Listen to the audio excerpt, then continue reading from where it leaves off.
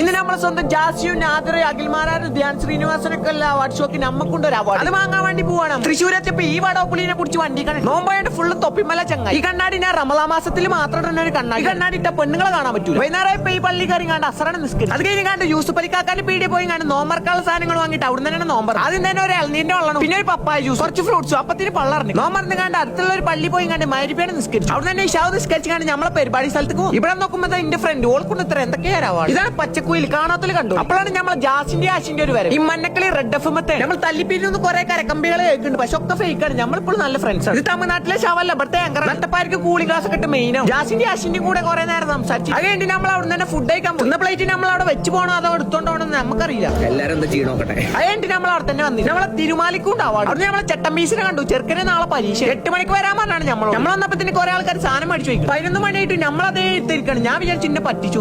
മേടിച്ചോലൊക്കെ peri പോയി. ഇപ്പൊ നമ്മൾ കുറച്ച് ആൾക്കാർ മാത്രമല്ല. എനിക്ക് മദർസിലിന്റെ ബിദിന പരിപാടിന്റെ അതേ ഫീൽ ആണ്. ഇടയ്ക്ക് മുട്ട് ഉറപ്പിന് മുട്ട് വരുന്ന പോലെ മെഹറിന്റെ ഓരോ ഡാൻസ്. അതിനാണെങ്കിൽ ഡാൻസ് കളിച്ചാൽ വയ്ക്കില്ല. സ്റ്റെപ്പ് മൊത്തം തെറ്റിച്ച് നമുക്ക് ഇൻസ്റ്റാഗ്രാം സ്റ്റാർ ഓഫ് ദി ഇയറിനാണ് അവാർഡ് കിട്ടിയത്. സ്റ്റാർ ഓഫ് ദി ഇയർ ആണ് ഇൻസ്റ്റാഗ്രാമിലെ. ഒക്കെ നിങ്ങളെ സപ്പോർട്ട് ഉണ്ട്. Love you guys. Thank you. Bye bye. ബാക്കി നാളെ.